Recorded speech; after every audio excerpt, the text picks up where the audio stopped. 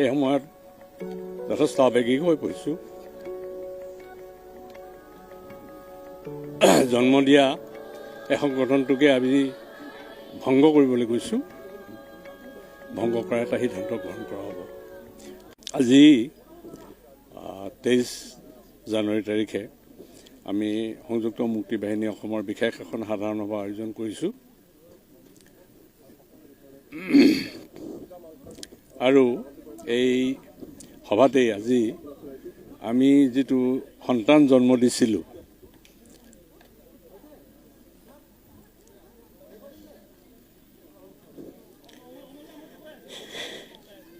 এই সময়ত যথেষ্ট আৱেগিক হৈ পৰিছোঁ। আমি জন্ম দিয়া এই সংগঠনটোকে আমি ভংগ কৰিবলৈ গৈছোঁ। ভংগ কৰাৰ এটা সিদ্ধান্ত গ্ৰহণ কৰা হ'ব। তাৰ বাবে যথেষ্ট আৱেগিক হৈ পৰিছোঁ। বিগত দিনত সংযুক্ত মুক্তি বাহিনী অসমৰ ৰাইজক কি দিব পাৰিলোঁ কি দিব নোৱাৰিলোঁ সেইটো ৰাইজে নিৰ্ণয় কৰিব।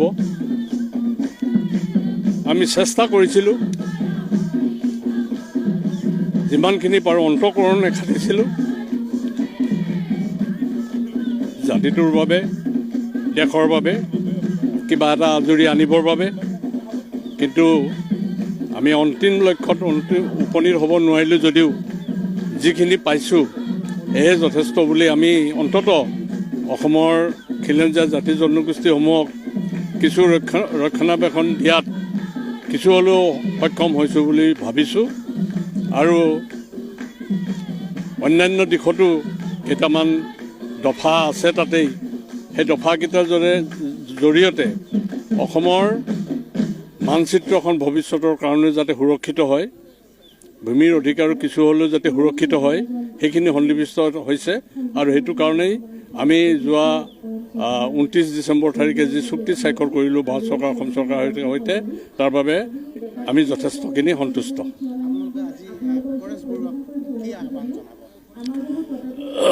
আমি সংযুক্ত মুক্তি বাহিনী অসমে যিমানখিনি পাৰোঁ চৰকাৰৰ পৰা জাতিটোৰ আৰু অসমৰ সুৰক্ষিত কৰাৰ বাবে সেইখিনি আনিছোঁ।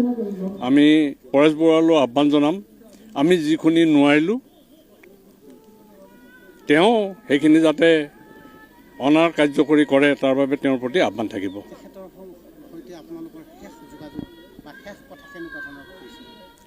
তেখেতৰ লগত ইতিবাচক দিশতেই আলোচনা কথা হৈ আছে। মই কেইদিনমান আগেও তেওঁৰ লগত টেলিফোন কৰিছিল, তেওঁৰ লগত কথাখিনি পাতিছোঁ আৰু তেওঁ মানসিকতা ইতিবাচকেই।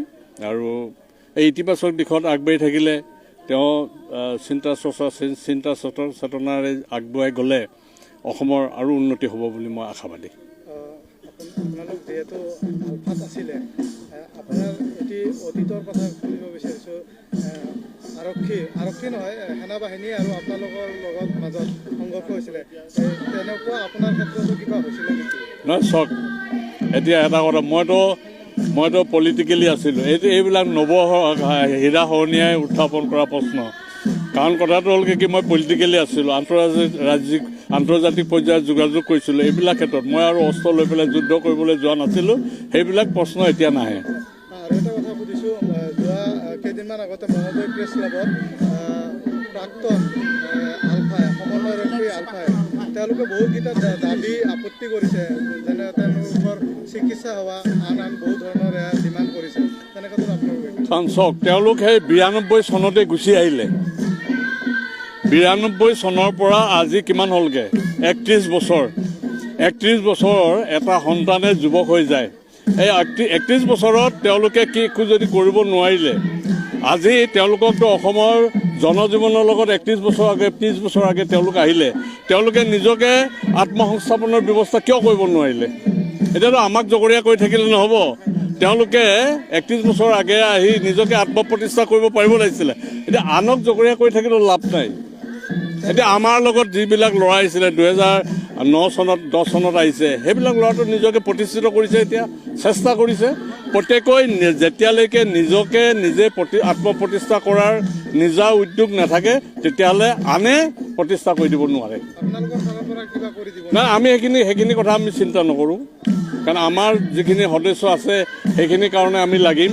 গতিকে আমি পূৰ্বে যিসকল আহিছে সেইসকলৰ কাৰণে আমি চিন্তা নকৰোঁ। আৰু যদি কিছুমান প্ৰজেক্ট থাকে, যদি সেই প্ৰজেক্টত তেওঁলোকে সুবিধা ল'ব পাৰে, সেইটো তেওঁলোকৰ যোগ্যতাৰ ওপৰত, মেধা আৰু যোগ্যতাৰ ওপৰত নিৰ্ভৰ কৰিব।